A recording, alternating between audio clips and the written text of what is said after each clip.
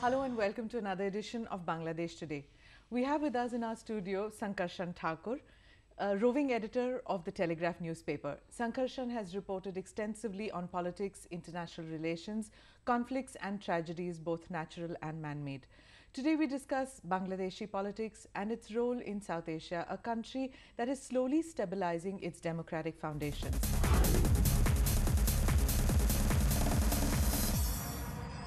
Sankarshan, in the years since independence, Bangladesh has managed to kind of establish itself now as a moderate Islamic nation with its democratic credentials intact. It's had its ups and downs, but it seems to have gone over the crux. Do you think that's a fair, reading of what Bangladesh is today? Well, more or less, but you'd hesitate to come to any sort of final conclusions on where Bangladesh has arrived. I think their record in recent years in terms of strengthening democratic roots, in terms of having governments that are completing their terms, is something that encourages us. But to say that it has come to a position of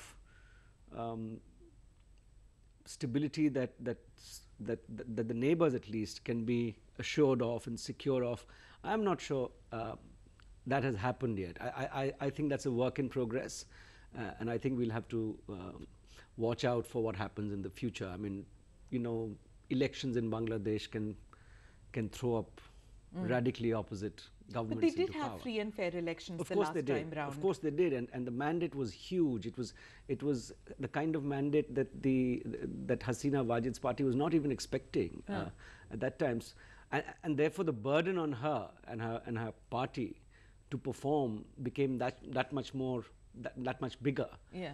But to say that another election in Bangladesh can throw up a radically different political party into power, and then everything begins to change, not just the politics of it, but how the street behaves, how the voices that come into prominence on the street, in the intelligentsia, which is why I'm saying that Bangladesh is still sort of struggling is probably too strong a word to use, but it is still sort of swinging between very radical bipolarities.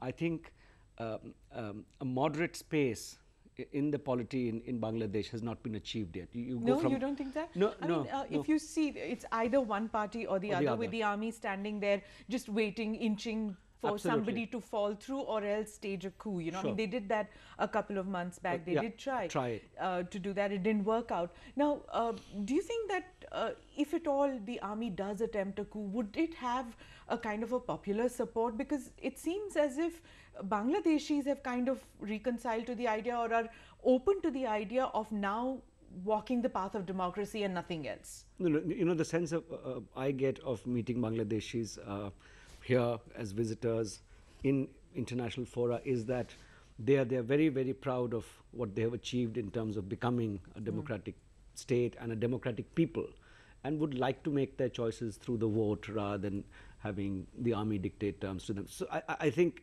as a people and as a society, there are strong resistances to an army takeover. But then again, I'd put a caveat there and I say it's nothing that can be ruled out happening in Bangladesh.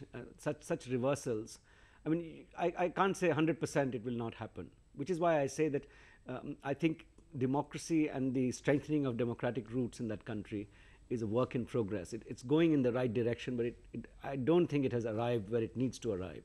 See, for decades it was ignored by the Western world, and now there seems to be a grudging respect from the United States, from the Western world towards where Bangladesh is today, and its difficult and its perilous path to keep away Islamic radical elements within its polity. Isn't it? Isn't that true? I mean, I think the attention Bangladesh has got recently from the West, there are two aspects to it. One, of course, is this post 9/11 fear that these countries could become bases for either Al-Qaeda activity or Islamic extremism, jihadi activity. The two, and I think to my mind, no less important is markets, labor. You know, Bangladesh is a huge emerging market. Bangladesh is a huge, I'm sad to say this, huge sweatshop for Western multinational companies. So I think to keep the market going and these labor sweatshops going, I think you need to pay these societies some attention. Well, flip side to it is yes. I mean, even if it's because of the economics, at least some good deed gets done. Absolutely, and the attention will flow to Bangladesh in Bangladesh's direction, because I'm not sure how many, 4 or 5 years ago, it was in a very, very perilous state when reports were coming out, even on Indian soil, of terror activity being sourced out of Bangladesh, of these sleeper cells functioning out of Bangladesh, which was like a country that had not been noticed so prominently in terms of what sort of safe havens it could provide to terrorist activities. So I think that perilous moment has been passed. But those safe havens still exist. I mean, of course, there is cooperation, increased level of cooperation between intelligence agencies of both countries, between security agencies of both countries, whereby we are able to curb, Northeast rebels taking solace there and stuff like that, taking protection out there. But in spite of that, whenever there are terror attacks on Indian soil, there are linkages to Huji, and there are linkages that one finds out there. So, that Sheikh Hasina hasn't really been able to crack down heavily on these elements within her own country, isn't it? It's not so easily done, Smita. I mean, she has a huge domestic constituency to look after, and that constituency, from the voices that keep coming out of that constituency, that street is an angry Islamic street too.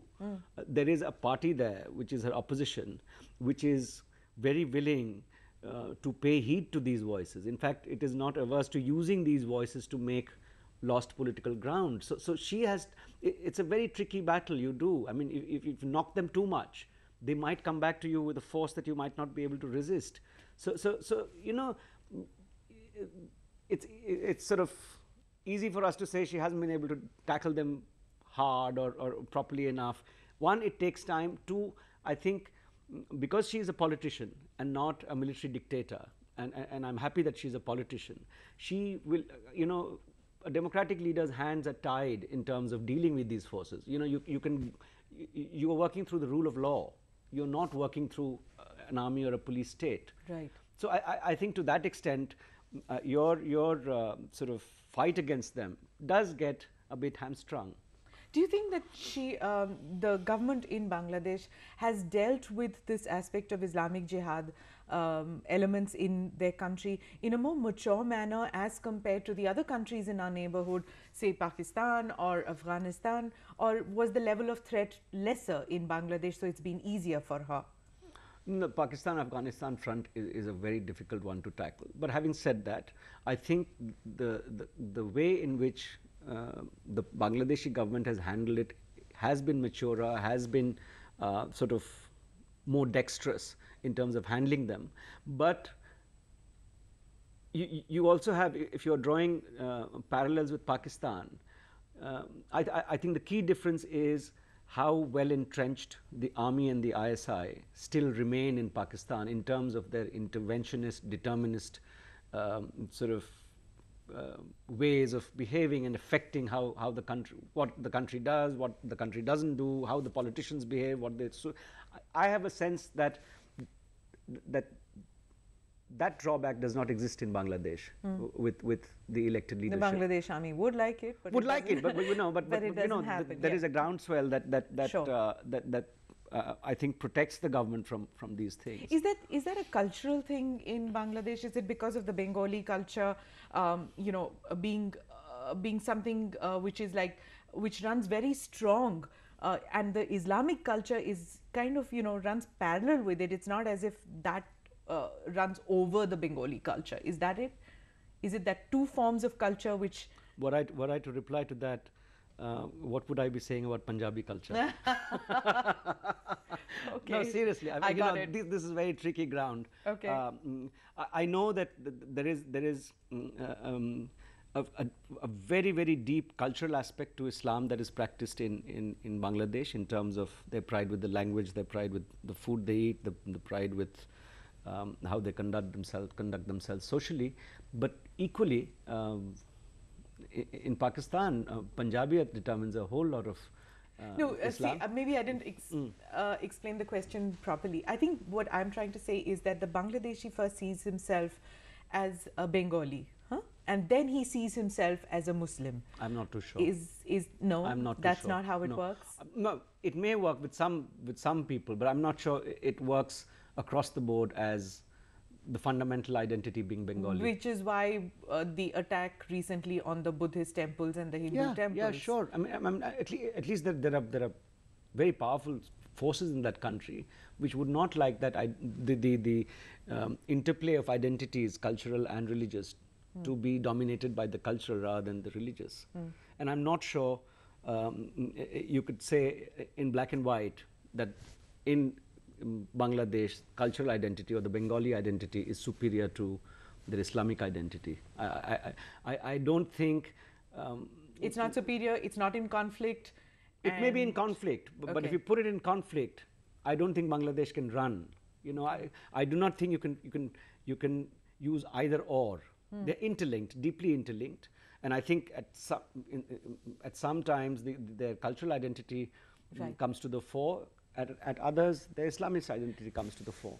When we were talking about elections in Bangladesh, and now it's going to be, she's going to try for another term. Yes. Now, when she came in last time, it was with an overwhelming majority, and there were two things that she promised. One was the war trials, and the second was to improve relations with India and China. How far do you think that has she been successful, and does she still have that mandate with the people, and has she delivered on that? You know, the war trials thing is hugely cathartic in society. It's going to open wounds that many people would think, let sleeping dogs lie. So it's a difficult effort.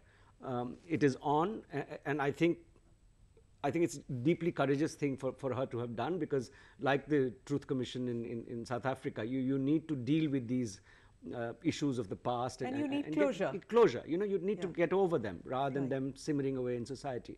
In terms of building relations, here's a tricky one. You know, here in India, we keep saying this government is good for us, good relations with us.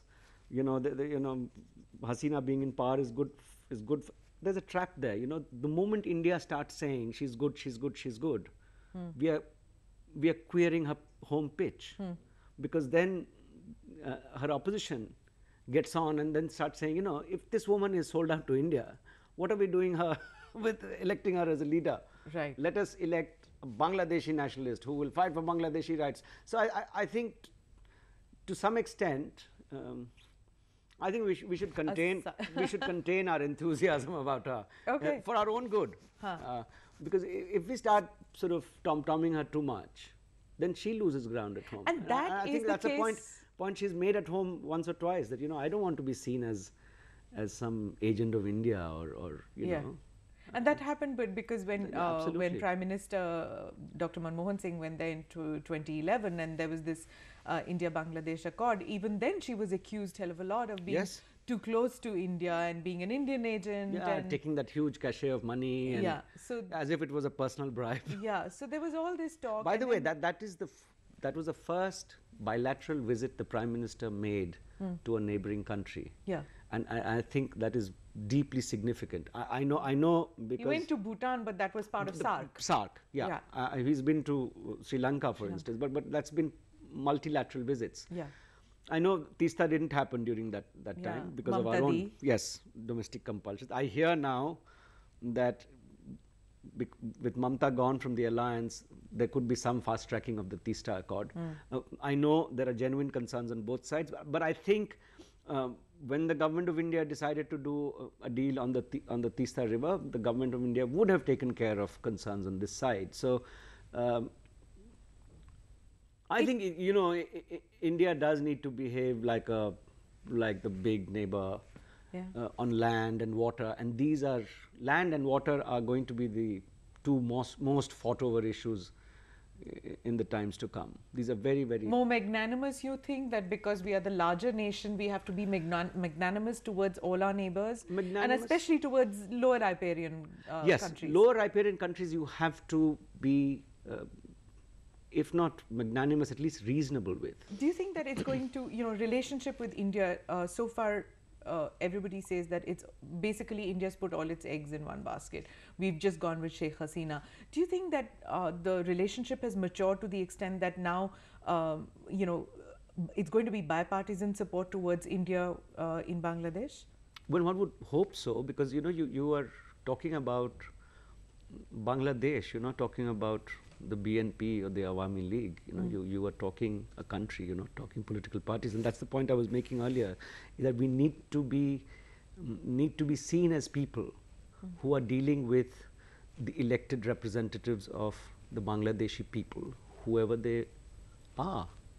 And I think if we, putting your eggs in one basket, or seen to be putting your eggs in one basket, is going to hurt us, eventually, because you don't want a country in your neighborhood sort of turning rabidly against you, angry against you, so angry that, things happen along the borders, which they do happen. We need to contain those things. So, which is why I was saying it's a bit of a trap when we start being seen as friendly to one party and not friendly to the other one, because I think as nations we need to deal with other nations.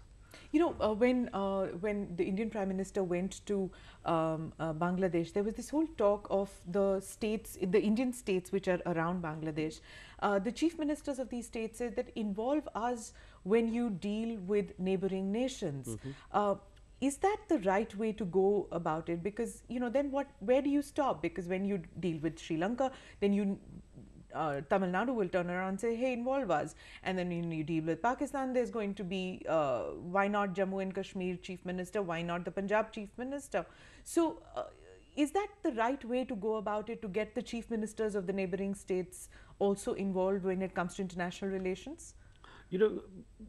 That's not how we've done business with neighbors as yet. But, ideas evolve, and I don't see something terribly wrong with involving chief ministers. After all, they are the chief executives of, running affairs in a state which have borders with this country or that. And people have linkages across most borders.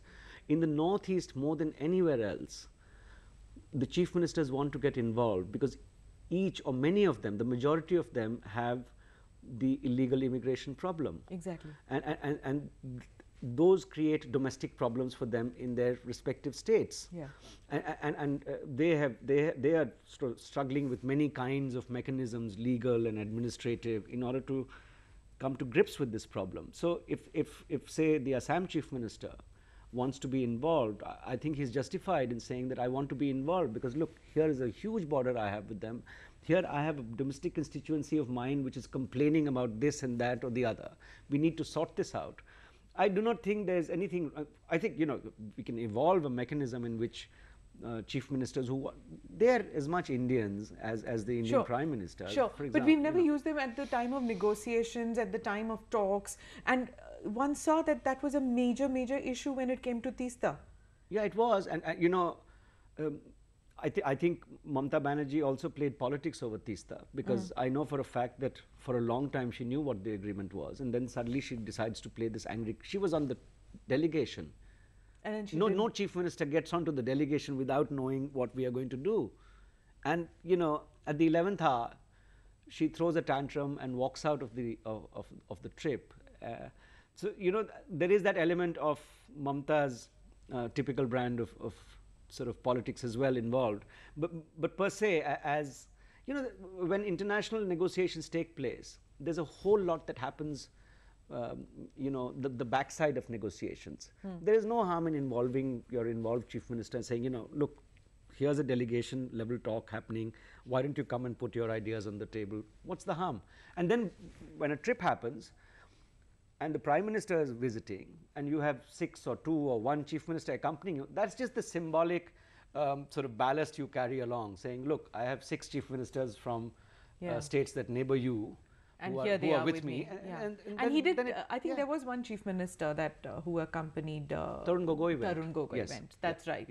So he was you know, it just brings a symbolic solidity to that trip.